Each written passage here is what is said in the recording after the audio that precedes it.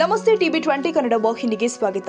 ಶುಕ್ರವಾರ ಯರಗಟ್ಟಿಯ ತಹಸೀಲ್ದಾರ್ ಕಚೇರಿಯಲ್ಲಿ ತಹಸೀಲ್ದಾರ್ ಅವರ ಸಮ್ಮುಖದಲ್ಲಿ ಜನವರಿ 26, 2026 ಗಣರಾಜ್ಯೋತ್ಸವ ಕಾರ್ಯಕ್ರಮದ ರೂಪುರೇಷೆಗಳ ಕುರಿತು ಪೂರ್ವಭಾವಿ ಸಭೆ ಜರುಗಿದೆ.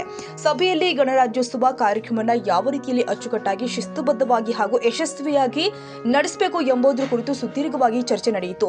ಈ ಸಭೆಯ ಅಧ್ಯಕ್ಷತೆಯನ್ನು ಸನ್ಮಾನ್ಯ ಶ್ರೀ ಎಂ.ವಿ. ಗುಂಡಪ್ಪಗೋಳ್ ತಹಸೀಲ್ದಾರ್ ಯರಗಟ್ಟಿ ಅವರು ವಹಿಸಿದ್ರು.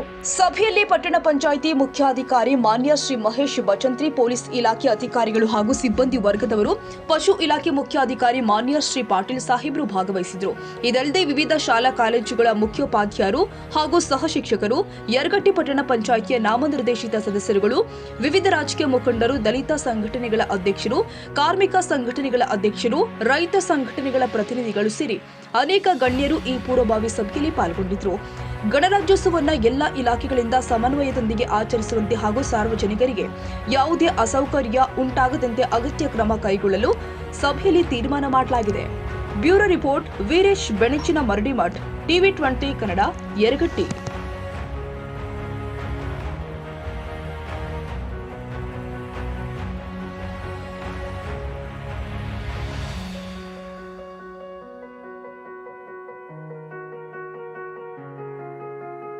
ಕನ್ನಡಿಗರ ಮೆಚ್ಚಿನ ನಿಮ್ಮ ಟಿವಿ20 ಕನ್ನಡ ವಾಹಿನಿ ಇದೀಗ ಟಿವಿಯಲ್ಲಿ ಲಭ್ಯ.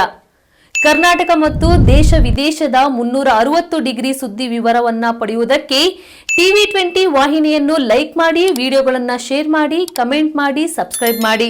HCN ಕೇಬಲ್ 842 ನಂಬರ್ನಲ್ಲಿ ಹುಕ್ಕೇರಿ ತಾಲೂಕು ಹಾಗೂ ಸಂಕೇಶ್ವರದ ಸುತ್ತಮುತ್ತಲಿನ ಹಳ್ಳಿಗಳಲ್ಲಿ ಲಭ್ಯ.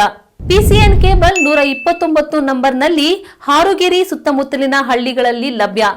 ರಾಯಬಾಗ್ ಡಿಜಿಟಲ್ ಚಾನೆಲ್ ಕೇಬಲ್ 80ನೇ ನಂಬರ್ನಲ್ಲಿ ರಾಯಬಾಗ ತಾಲೂಕಿನ ಸುತ್ತಮುತ್ತಲಿನ ಹಳ್ಳಿಗಳಲ್ಲಿ ಲಭ್ಯ. UDCN ಕೇಬಲ್ ನೆಟ್ವರ್ಕ್ ಉಗಾರ ಸುತ್ತಮುತ್ತಲಿನ ಹಳ್ಳಿಗಳಲ್ಲಿ ನಿಮ್ಮ ಟಿವಿ20 ಕನ್ನಡ ವಾಹಿನಿಯೂ ಲಭ್ಯ.